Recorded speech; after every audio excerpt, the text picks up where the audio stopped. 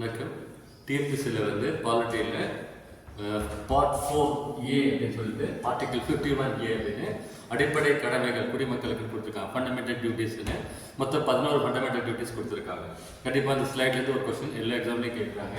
So அதை வந்து 42வது சட்ட திருத்தத்தின் மூலமாக சேர்த்தாங்க. சரண் சிங் கமிட்டி ரெக்கமெண்டேஷனில் சேர்த்தாங்க. இந்த ஃபண்டமெண்டல் டியூட்டிஸ் எங்கேருந்து எடுத்திருக்கோம்? ரஷ்யன் கான்ஸ்டியூஷன் தான் எடுத்திருக்கோம். ஸோ இது வந்து ஷார்ட்கட் பார்த்தீங்கன்னா ANSNBCESPEMனு 11 பாயிண்ட் வந்து அபைட் பை கான்ஸ்டியூஷன் அப்படின்னா மதிச்சு நடக்கணும், அரசியல் சாசன சட்டத்தை அப்படின்னு அர்த்தம். நோபல் ஐடியல்ஸ் அப்படின்னா சுதந்திரம் வாங்கி கொடுத்தாங்களே நம்ம முன்னோர்கள், அந்த எண்ணங்கள் உயரிய எண்ணங்களை நம்ம எப்போ நினைச்சிட்டு சொல்றாங்க. சவரனிட்டினா இந்தியாவுடைய இண்டிபெண்டன்ஸ் இறையாண்மையை வந்து பாதுகாக்கணுன்றாங்க. நேஷனல் சர்வீஸ் நாட்டுக்கு ஏதாவது தேவைப்பட்டுச்சுன்னா நம்ம வந்து சர்வீஸ் பண்ண ரெடியாக இருக்கணுன்றாங்க. பிரதர் கூட இருக்கிற எல்லாரையும் வந்து அனுசரித்து அட்ஜஸ்ட் பண்ணி போகணும். பெண்களை வந்து மதிச்சு நடக்கணும்னு சொல்றாங்க. இந்தியாவுடைய கலாச்சாரம் பண்பாடு இதை பாதுகாக்கணும்னு சொல்றாங்க. நெக்ஸ்ட் வந்து என்விரான்மெண்ட் சுற்றுப்புற சூழலை பேணணும்னு சொல்றாங்க. சயின்டிஃபிக் டெம்பர் அறிவியல் மனப்பாங்கூட ஏதோ ஒரு விஷயத்தையும் அணுகணும் அப்படின்னு சொல்றாங்க.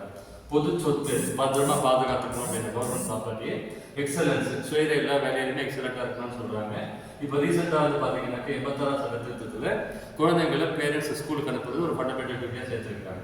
ஸோ ஒரிஜினல் கான்ஸ்டியூஷன் 10 ஆக்சுவலாக ஃபர்ஸ்ட் வரும்போது 10 டியூட்டிஸும் இப்போ வந்து 11 டியூட்டிஸும் இருக்குது. ஸோ ரொம்ப கொஞ்சம் சொல்ல பாருங்க.